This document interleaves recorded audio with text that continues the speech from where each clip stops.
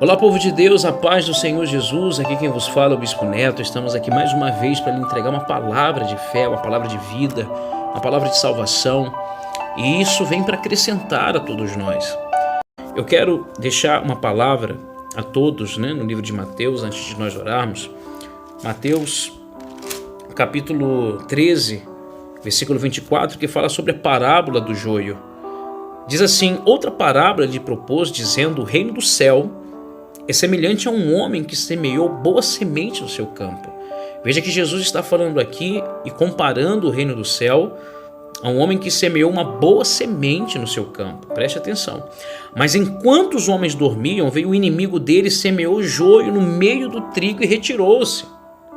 E quando a erva cresceu e produziu fruto, apareceu também o joio. Então, vindo os servos do dono da casa, lhe disseram: Senhor, não semeaste boa semente no seu campo? De onde vem, pois, o joio? Ele, porém, lhe respondeu: um inimigo fez isso. Mas os servos lhe perguntaram: queres que vamos e arranquemos o joio? Não, replicou ele, para que ao separar o joio, não arranquei também com ele o trigo. Ou seja, o joio estava junto com o trigo. Deixai-os crescer juntos, olha o que o Senhor falou, até a colheita. E no tempo da colheita, direis aos ceifeiros: ajuntai primeiro o joio, atai-o em feixes para ser queimado, mas o trigo recolhei no meu celeiro. Preste atenção, nós temos dois tipos de pessoas aqui. Nós temos o trigo e nós temos aquela pessoa que é joio. O interessante de tudo é que o Senhor semeou o trigo, mas o inimigo veio e juntou ali o joio.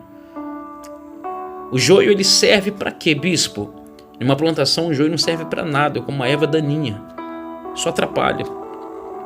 Já o trigo, ele produz fruto. Com o que se faz o trigo? Com trigo você faz bolo, com trigo você faz pizza, com trigo você faz pães, com trigo você faz uma farinha, com trigo você faz uma série de coisas. E com o joio só serve para ser arrancado e lançado no fogo e ser queimado.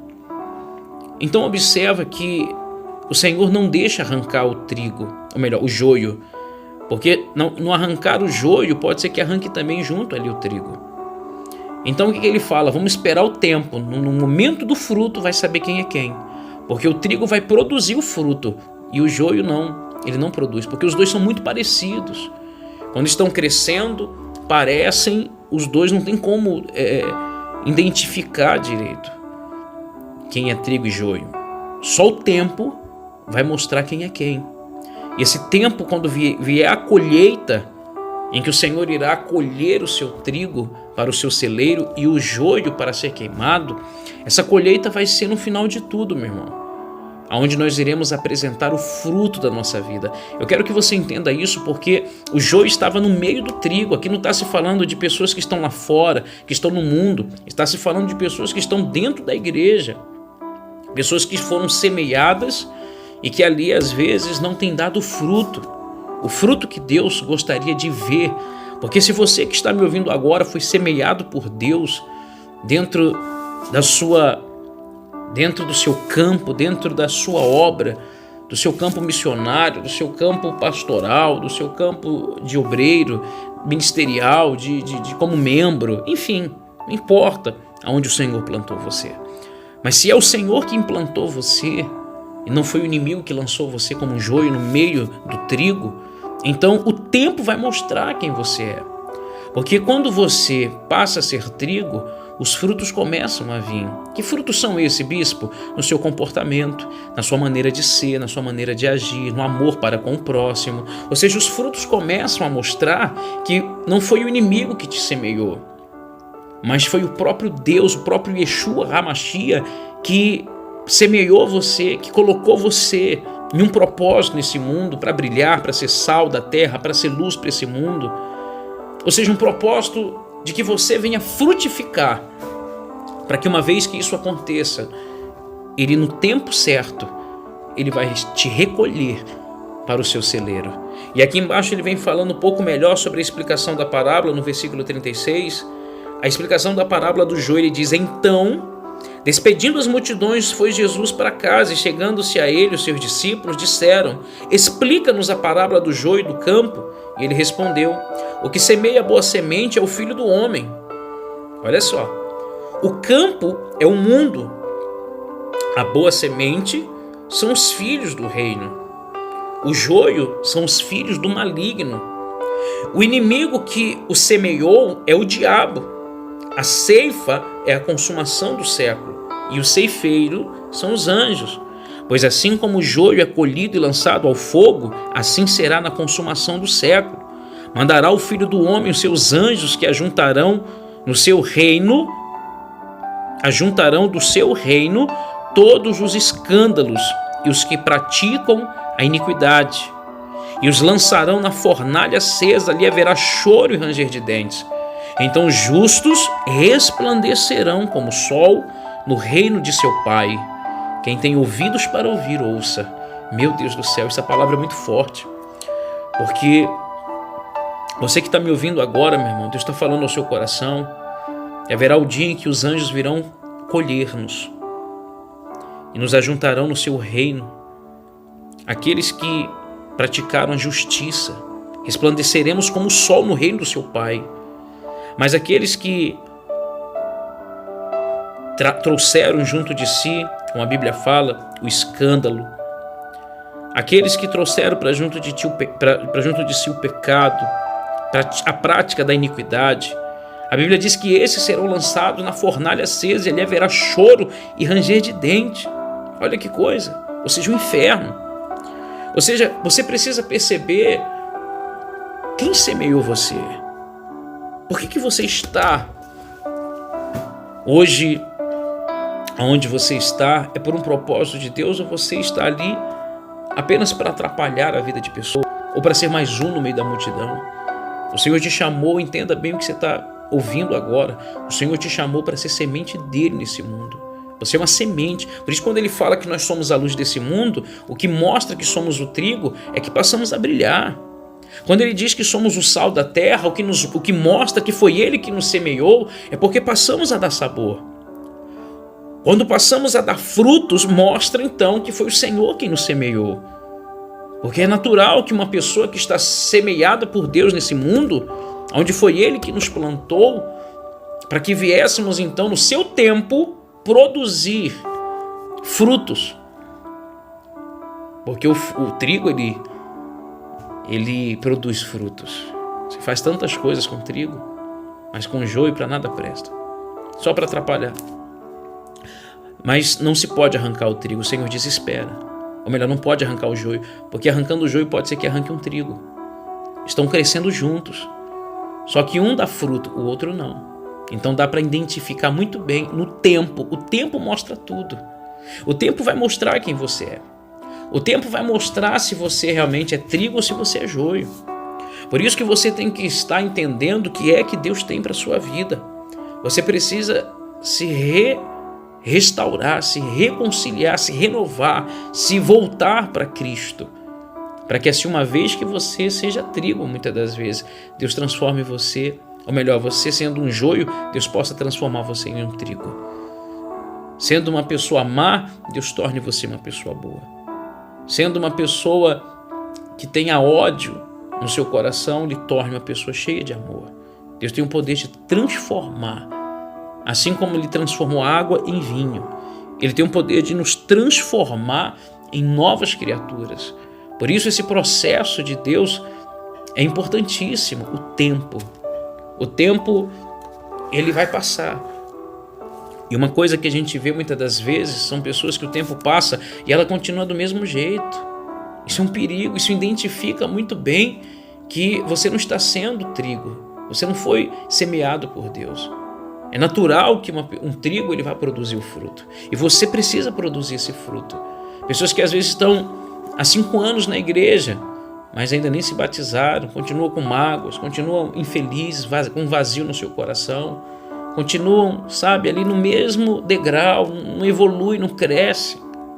Enquanto outros estão frutificando, estão recebendo o Espírito Santo, estão tendo um encontro com Deus, estão, alcançando lugares mais altos em Cristo. Então isso nós precisamos estar atentos, porque um dia todos nós iremos prestar contas a Deus. Uns serão recolhidos pelos anjos na sua colheita e serão levados a um lugar onde a Bíblia diz que os justos resplandecerão como o sol no reino do seu Pai, o céu. Mas os joios serão lançados na fornalha acesa e ali haverá choro e ranger de dentes. Nossa vida é passageira, gente. Haverá um tempo em que Deus irá nos recolher. Talvez você está me ouvindo agora e tantas pessoas da sua família talvez um dia já foram recolhidas. Seus avós, seus pais, talvez, pessoas próximas a você, mas serão recolhidas muitas para um lugar onde haverá choro e ranger de dentes, por serem joios. E a Bíblia fala que ali será uma fornalha acesa, quente. Mas há outros que os anjos recolherão para brilharem, para resplandecerem como o sol no reino de Deus. Então guarde essa palavra no seu coração, se preocupe mais com a sua salvação, se preocupe mais com o seu propósito, para que você entenda que você precisa dar frutos.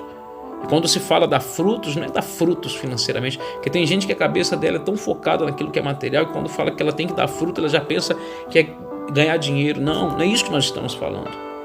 É você produzir de dentro para fora realmente a essência de Cristo, o chamamento de Cristo para a tua vida, o chamado dele. Quando fala de chamado, vem de chama.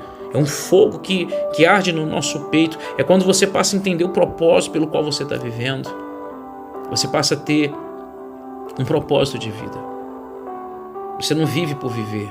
Você sabe por que você está vivendo. Você sabe para onde você está indo. Você sabe o foco, o objetivo que você tem para ser alcançado. Você dá o pontapé inicial, rumo à direção de Deus. Você não fica caminhando apenas, sem rumo, sem sentido, como tem muitas pessoas que estão vivendo por viver. Não. Você tem um propósito, você tem um objetivo, você tem um alvo, você tem uma meta, você tem um lugar para chegar. Então você segue por esse caminho dentro da palavra, dentro dos ensinos, porque a palavra de Deus, a Torá, os livros da Bíblia, tudo aquilo que Deus tem para nós são ensinos, são conselhos. Filho, você quer ser salvo? Então está aqui, ó, tá aqui o caminho para você ser salvo. Filho, você quer o meu perdão? Então está aqui o caminho para te perdoar. Você quer prosperidade? Está aqui o caminho para você ser próspero. Ou seja, o Senhor vem para nos ensinar. Você quer ter uma família abençoada? Está aqui o segredo. E quando você segue isso, então a tua vida ela passa a mudar. Glória a Deus. Eu quero fazer uma oração por você. Feche os seus olhos. Pai, em nome de Jesus, eu oro por todos que me ouvem nesse instante, Pai. Peço que o Senhor os torne de fato trigos, para que sejam pessoas, Pai, que venham frutificar muito nesse mundo, para que venham, meu Pai, ser agente de transformação na vida de outras pessoas, que estarão colhendo frutos dele, Pai, frutos dela, que verão estes frutos, meu Deus, e provarão disso, porque quando passamos a frutificar, quando passamos a florescer, Pai, então passamos a cuidar também e abençoar a outras pessoas que estão ao nosso redor. Passamos a alimentar. Queremos ser essa árvore frutífera, Senhor. Que todos possam, meu Pai, se alimentar daquilo que temos para dar, daquilo que está dentro de nós, do propósito pelo qual o Senhor nos chamou. Senhor, abençoe a todos que me ouvem, esta pessoa, Pai, este meu irmão que está aí triste, abatido, amargurado, talvez pensando em desistir, doente. Senhor, cura ele, Pai, liberta ele, remove esse espírito de dívida, de miséria, de sofrimento.